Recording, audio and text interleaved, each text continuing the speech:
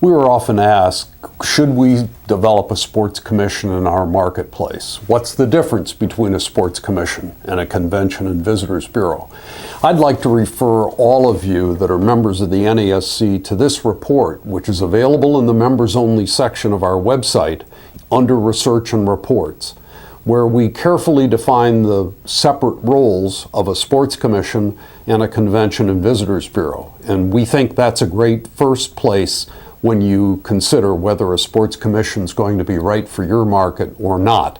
But beyond that, once you've understood the fundamental differences between a sports commission and a CVB, the big issue you need to come down to is the issue of funding. Because a sports commission, if it is not part of a convention and visitors bureau, is going to have to figure out what kinds of sources are in the community for sustainable funding to keep that organization alive. Clearly, if you decide that your sports commission or your sports authority is going to be a department of your convention and visitors bureau, the funding will doubtless come primarily from the hotel tax that is levied in your marketplace. But if you're an independent, and we have about 80 sports commissions in the United States that are independent from convention and visitors bureaus, then funding becomes the single biggest issue. So before you get started down the road of a sports commission, establish the kind of budget you think you need, and then address the real hard question of, can we raise that kind of money? Because it will often be $300,000, $400,000, maybe $500,000 to fund a sports commission in a marketplace. When you stop to think of the annual budget of a convention and visitors bureau, it's easy to understand that a sports commission could require investments of that size. Now, not all sports commissions are that big. Some are much smaller. But it depends on the role that you expect the sports commission to play in your marketplace. Fundraising can come from corporate community members.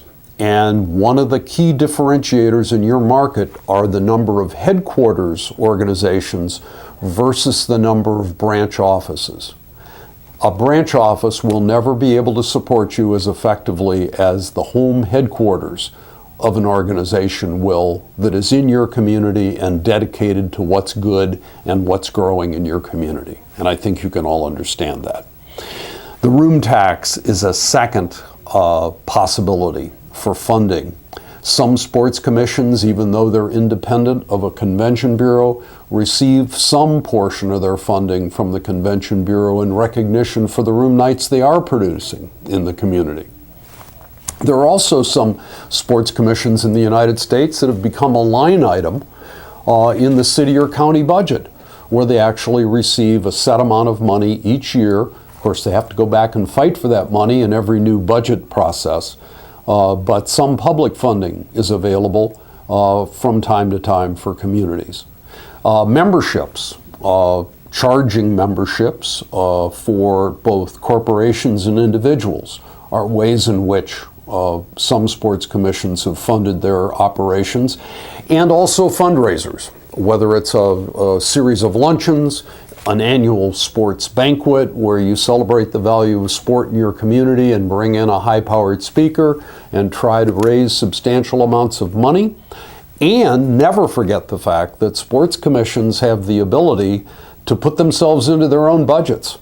And when the day is done and the event's over, an amount of money can be transferred from the event account to the sports commission account in recognition for the contribution that the sports commission has made. So, as we conclude, a couple of things to keep in mind. Number one, if you're going to create a sports commission, dedicated lines of funding are all important. And number two, sports commissions don't always consider room nights as the single most essential reason for their being. Most sports commissions, frankly, and this is true in this report, and it's pointed out here, and we tried to point it out very clearly, most sports commissions are thinking about quality of life issues for their community. They love room nights, but they're really looking for events that are going to make a difference in the lives of the people in their community, and not necessarily events that will always produce the largest number of room nights. We hope these thoughts on sports commissions and convention and visitors bureaus are helpful to you, and certainly we'd be happy to answer your questions at any time. Just call us here in Cincinnati and we'll be happy to talk about it.